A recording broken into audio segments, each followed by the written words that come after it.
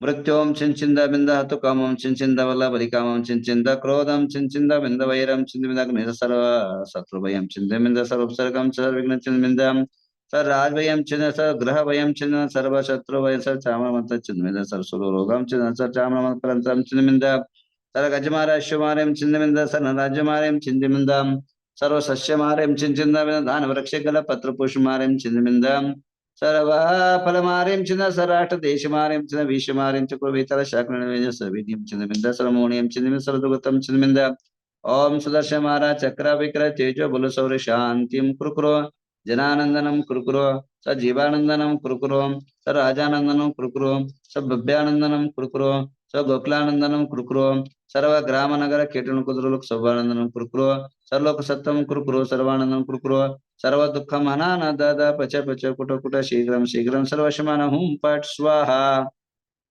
ओम नमो रते भगवते प्रक्षणा शेषम शांतिनाथ शांति का सर्वनाश सर्वभूषणाय सर्व प्रकाश सब छाम नाम नष्ण ओम राम रीम रूम राशि अवस गुणधर्मि नाम देश सर्व शांतिम तुष्टिम पुष्टिम रिद्धिम सिद्धिम आरोग्य संपदाम कुरुकुरीम वषट नमः स्वा ओम नमो भैव दो वड्ढमानस रिसहम चक्कम जलतम गच्छे आयासम पायसम जय वा विवा देवातम बिनवा रनेंगिन वा रायन वा मोहिन वा सवजे सत्ता नम पराजितो भूतु भूतु रख रख स्वा ओम राम नमो अरहंताणम ओम ह्रीं नमो सिद्धानम ओम रूम नमो आयर्याणम ओम रोम नमो वज्रायणम ओम रह नमो लोवे सवसावनम सर्वापमृत्युम घाते घातेय आयुष वर्धय वर्धय स्वाहा ओम ह्रीं नमो अरिहंताणम सिद्धानम सूर्य नमो वज्रायणम साहो नमो रिद्धि वृत्ति समाहितम कुरुकुरो स्वाहा ओम ह्रीं नमो अरिहंता नमो सिद्धानम सूर्य नमो ध्यानम साहूनम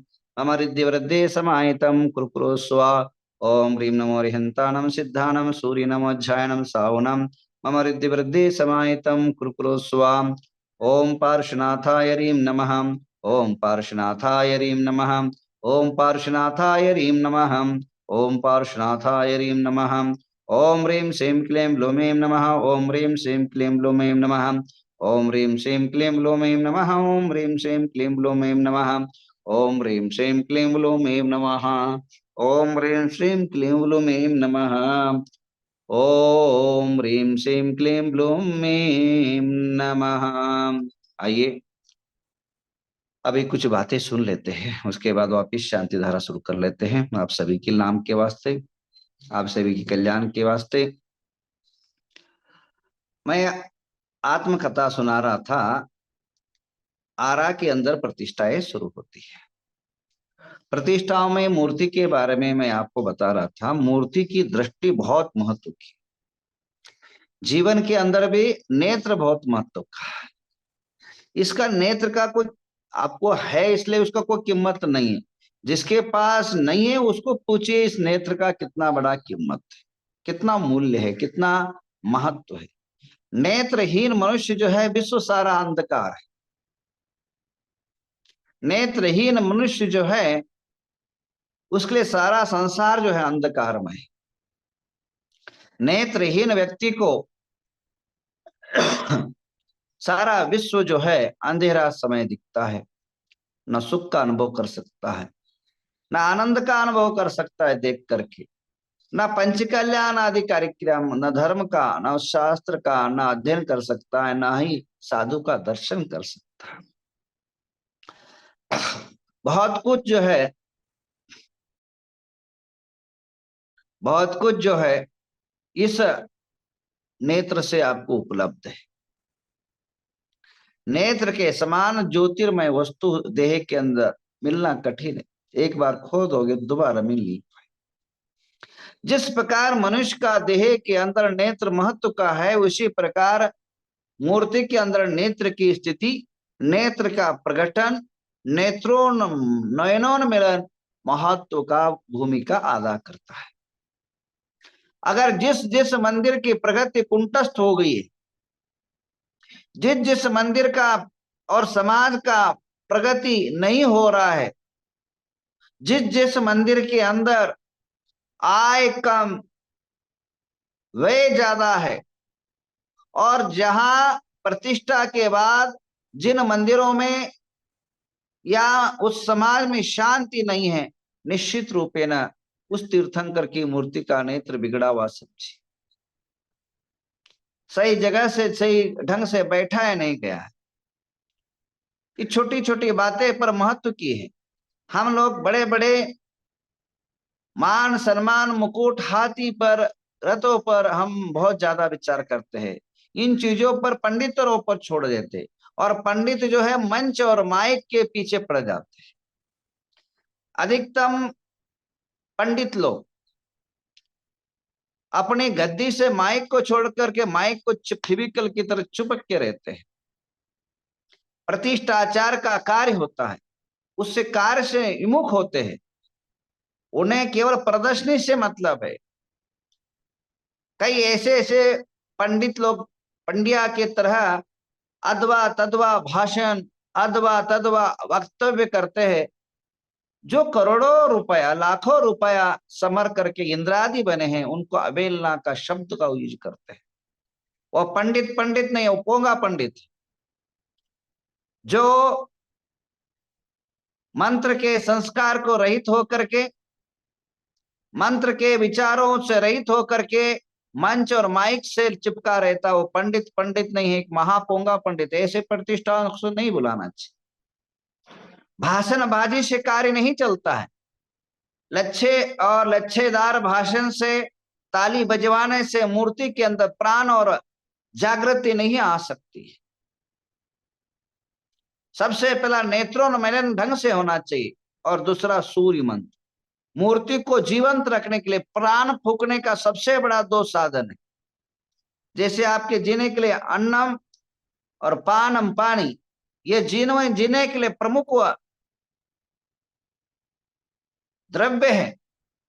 इसी प्रकार मूर्ति के अंदर प्राण को जागृत करने के लिए, चैतन्यवंत बनाने के लिए, मूर्ति के अंदर चमत्कारिक और प्राण संचार करने के लिए नेत्रोन्मीलन और कर्ण के अंदर, कान के अंदर जो है मंत्रों का श्रवण बहुत महत्व का है।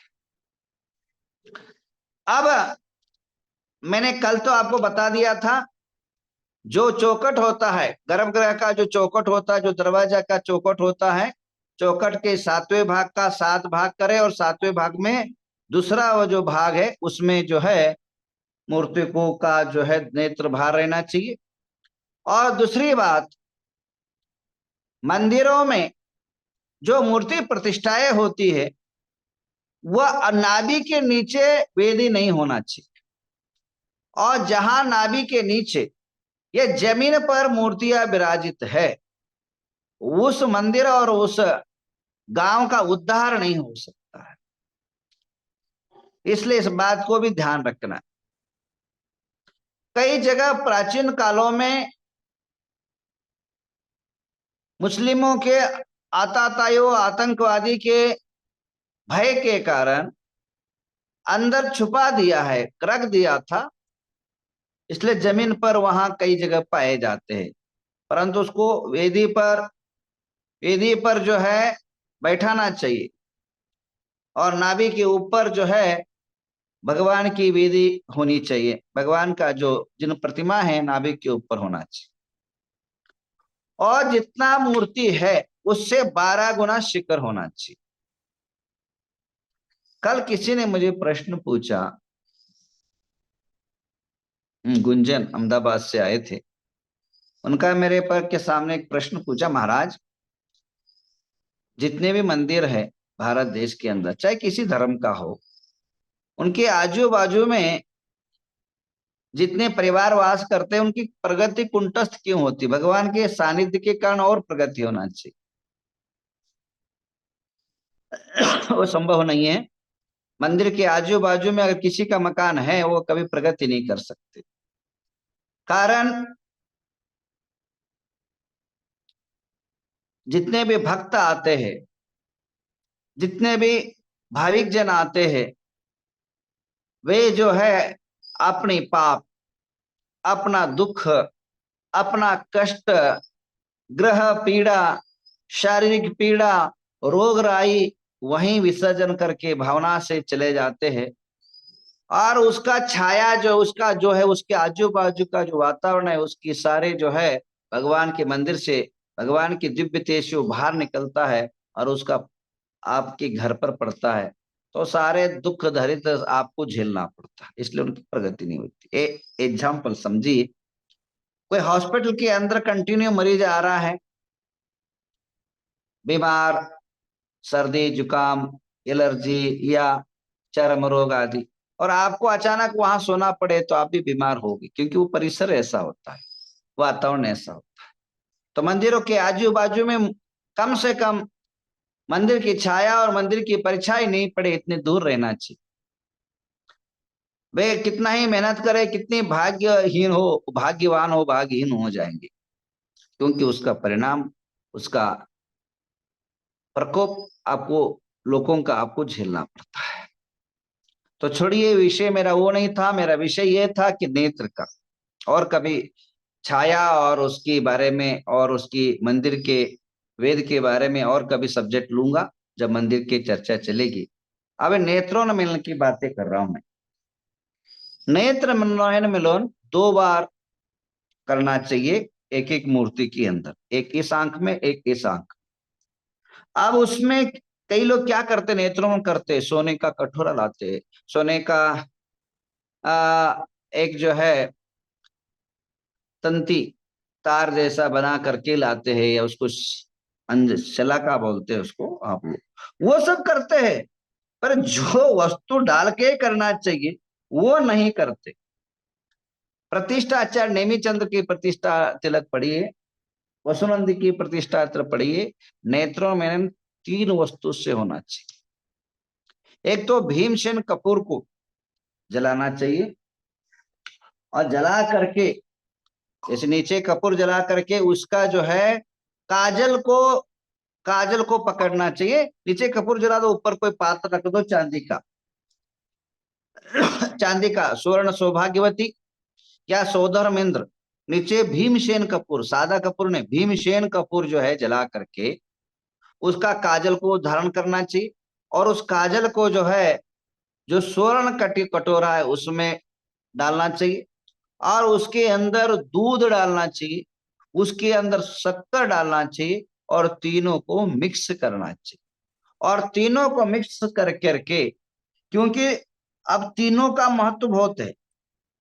अब देखिए, आंखों में अंदर काजल डाला जाता है, काजल आंखों के शीतल कारक होता है और ज्योति को बढ़ाने का कार्य करता है। तो भगवान के काजल डालना, ये जो है सौंदर्य के साथ उसके खूबसूरती और सांस्कृतिक विरासत और आंखों की सुरक्षा होती है। तो अगर काजल के अंदर डालोगे तो उससे क्या होगा कि जो भगवान का सौंदर्य है, भगवान के अंदर एक चमत्कारिक ज्योति जो है उसके अंदर प्रकट होगी। उसके बाद दूध शक्कर डालने से क्या होगा, शक्कर का तो आप जानते हो, शक्कर जो है पाषाण और शक्कर का बहुत घनिष्ठ संबंध है। अगर आप कई मूर्ति खंडित हो गया हो, शक्कर और घी मिक्स कर करके एक जगह डाल दीजिए, एक 8 दिन पूरा ज्वाइंट हो जाए। तो नेत्र की जो शक्ति है स्थिर देने के लिए, नेत्र की शक्ति जो है शाश्वत देने के लिए, और उसके अंदर शक्कर डाला जाता है। और नेत्र का जो एनर्जी है, उस मूर्ति का चेतनता है, मूर्ति के अंदर विशेष जो शक्ति है वह प्रकट करता है। उसके अंदर दूध, दूध जो है नकारात्मक ऊर्जा, अगर कोई भी उसके भगवान के सामने कोई गलत दृष्टि से देखता है, या कोई भगवान को तोड़ने के लिए आ रहा हो, उसकी विचारधारा को बदलता जाता है। कोई हताश, निराश, उदास होके आता है, उसकी भगवान की दृष्टि उसके पास पहुंचती है, तो उसके अंदर जो विकृति है, जो नकारात्मक भावना है, जो जीने से हताश हो चुका है, उसको एक नवचेतन प्रदान करता है वो दूध। दूध जो है भगवान के अंदर वह वह ताकत प्रदान करता है। दूध, शक्कर और कपूर काजल, ये तीनों जो है तीन तत्व को प्रदान करता है। काजल सौंदर्य और नेत्र की ज्योति को प्रकट करता है। शक्कर दीर्घकालीन शक्ति प्रकट करता है। और दूध जो है नकारात्मक ऊर्जा नाश करता है। ये तीन वस्तु तीन तत्वों को प्रदान करता है। और आप खुद डालिए, अगर आपको विश्वास नहीं, आपकी आंखों में इतना शांति और इतना आनंद प्राप्त होगा। आज ही आप एक प्रयोग कर लीजिए, इससे कोई भी आंखों में कोई तकलीफ नहीं आए। आप लोग प्रकट करें, आप लोग डाल लीजिए। इससे आंखों में कोई प्रकार लाल नहीं होगा, कोई दिक्कत नहीं आएगी और आंख की ज्योति आपकी बढ़ेगी। और वो नैनोन्मिलन से हम लोग ने डाला, कई बार अपने आंखों में डाला, कोई इफेक्ट नहीं होता है। और बल्कि आंखें बहुत शांत और बहुत आनंदता ऊर्जा प्राप्त होता है। परंतु ये कभी भूल करके भी वो क्या अष्टगंध और क्या चंदन, ये जो ऐसी चीजें नयनोन्मिलन में नहीं करना चाहिए। ये आगम विरोध भी है और उस मूर्ति में एनर्जी भी प्राप्त नहीं हो सकता है। जब तक प्रतिष्ठा के विधि से मूर्ति प्रतिष्ठित नहीं होती है, उसमें नव चेतन नव जागृति आ ही नहीं सकती। आजकल नए नए नए ओंगा पंडित लोग नए नए पद्धति से करते हैं, परंतु वह एक पत्थर ही बन के रह जाता है। एक आकृति, एक स्टेचू रूप रह जाता है। एक दिखावा रूप में मूर्ति रहता है, उसके अंदर जान, प्राण, चेतन, शक्ति, एनर्जी से रहित मूर्ति होता है। जैसे अंधा आदमी आंखें बंद कर दीजिए, बैठना पड़ता है, अपने आप में जीना पड़ता है, अपने आप में रहना पड़ता है। ऐसे प्रकार नेत्रहीन परमात्मा आपको कोई शक्ति और आपके जीवन और समाज को उद्धार नहीं कर सकता। आइए, समय हो चुका है, मैं और कल बातें करूंगा। हमारे श्री चैतन्य प्रणति सोनाचल, जिन्होंने 55,555 रुपया कनक चूर्ण का अभिषेक लिया, उनको बहुत बहुत आशीर्वाद।